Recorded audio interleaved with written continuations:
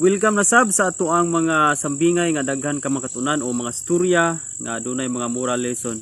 So nini nga story guys, ato ang isgutan ang story about sa usa ka amahan o anak nga nagsultianay sila para masabtan nimo ang storya guys. Inani ang senaryo. Dunay usa ka bata nga ni graduate siya, nangutana sa siyang amahan, "Pa, kay naka-graduate man ko, nakahuman naman kong kurso, so dako na bagyo kong bili sa mga tao, sa atong pamilya o sa atong silingan." Nangutana ang anak kung dako na bagyo siya og bili. So niyo ang amahan nga, "Nak, dili nako na matubag ng maong pangutana, pero doon ako ipabuhat nimo para matubag ng maong pangutana. Na ako'y rilo nga daan, dal-a kinis Palawan Pawn Shop, tan-awa og pilay bili ani didto." So gidala sa anak ang maong relo o gihanyo lang sa Palawan Pawn Shop o 5,000. So ni balik ang anak nga, "Pa, palito nila og 5,000. And iyon ang amahan, ikaduha nimong adtuon anak dong, ayaw nang ibaligya sa Palawan, imong adtuon ang lain, adto ka sa jewelry shop. So pag adto sa jewelry shop, gihanyo kini og 20,000. So ang sa Palawan 5,000, so nitubo siya og 15,000 kay 20,000 man sa jewelry shop. So niyo nang amahan nga ayaw sa gihapon ng ibaligya. Pero adtuon nimo, ang last nimo adtuon is ang museum. Adto na dito og pila gyud ang bili. So pag adto sa museum, pag interview sa maong bata, gi-interview siya o kang kinsa kun nga relo. So iyon siya nga kang papa o karaan kini nga relo. So niyon tong sa museum nga mao ni among gipangita nga relo og wala na kini nag-exist karon. Busa pwede ba nga amo ni siyang paliton og 200,000. So nasyak ang maong bata kay ang bili sa Palawan 5,000, sa jewelry shop 20,000, pero sa museum gihanyo kini og 200,000. So niuli ang bata, sugilon sa siyang papa og nasyak ang bata while gasugilon siya, "Pa, dako man day kaayog bili kining maong relo." Motong niyon ang amahan nga mauna nak kay ang maong relo bagay gina siya sa museum tungod sa kakaraan niya. So kung imo nang ibaligya sa Palawan sa jewelry shop, gamay lang kayo nagbili. Pero kung adto nimo na ibaligya sa museum, dako kayo nagbili. So nintubag ang amahan sa pangutana sa anak. So ang tubag nako nak sa imong pangutana, di ba nangutana man kanina nga dako na bagyo kag bili. So ang akong tubag, ang imong bili nak nagdepende ka na kung naa ka sa insaktong lugar. Kung naa ka sa right place, dako gyud kag bili. Pero kung wala ka sa right place, dili gyud ka bililhon. Guys, dinhil ta mukutob sa ato ang storya o sambingay. Actually, mao kini ang dako kayong pagtulunan sa kinabuhi. Doon na kita lesson nga makutlo nini. Nga ang atong kabililhon guys, nagdepende na kung naabatas tama nga lugar. Okay? Matud pa sa Luke chapter 12 verse 24, "Tan-awa ang mga uwak, wala sila magpugas ni mag-ani, wala sila tigumanan o kamalig, apan ang Dios nagpakaon kanila. Labaw pa kamo kaayog bili kaysa mga langgang."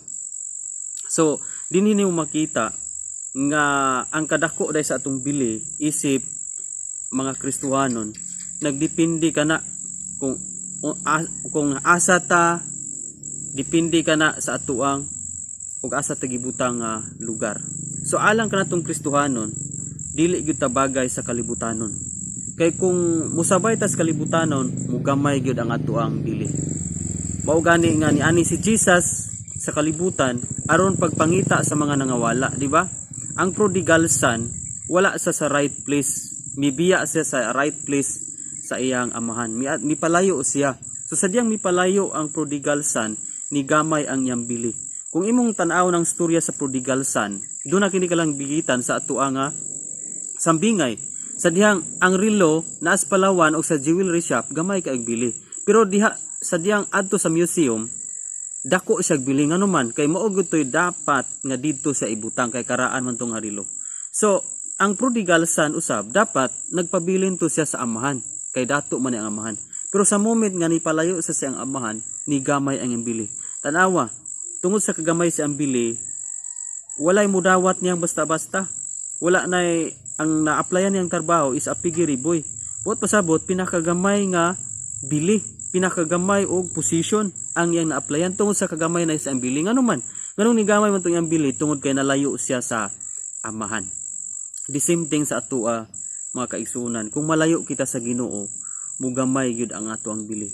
Pero kabalo ka, once gani nga mabalik kita sa tiilan sa Ginoo, once gani nga mubalik kita diha sa pagpangalagad sa Ginoo, budako gyud ang ato ang bili sa tubangan sa Ginoo. Og halos tanang mga butang bililho na alang kanimo, ilabi na gyud ang Panginoon kung nabalik kita sa presensya sa Ginoo. So ang right place nga ato ang gipasabot niini nga diin dapat gyud ang makristuhan anaa is kanang sa presensya sa Ginoo. Kung wala ta diha kanunay sa presensya sa Ginoo, kung wala na gyud tay tinguha nga moadto sa presensya sa Ginoo, munang ang atong kinabuhi mahimo gyung miserable sama sa prodigal son. Pero ang prodigal son nibalik siya. So usa kini katsalin sa atua, ang atong bili nagdepende na kung asa ta nga lugar gibutang. Okay? Sa atong espirituhanon, kumusta man ang atong kinabuhi? Wa ba ta nalayo sa presensya sa Ginoo?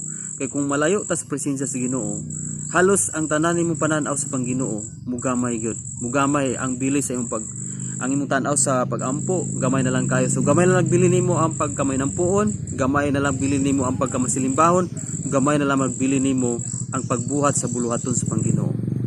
Kana nagpasabot kana nga wala kita sa right place. Pero kini maong sambingay naghatag kinig dugang pagtulon atua sa atua nga kung naata sa right place, budako ang atong pagtan-aw sa pagkabililhon, sa pagkamasilimbahon, pagkamay ng puon, sa pagtuman sa mga buluhaton nga ipabuhat sa Ginoo sa ato.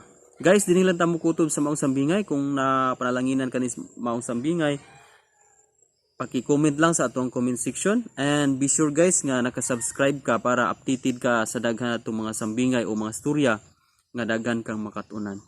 Actually guys, daghan natang mga storya nga naa sa tuang mga video.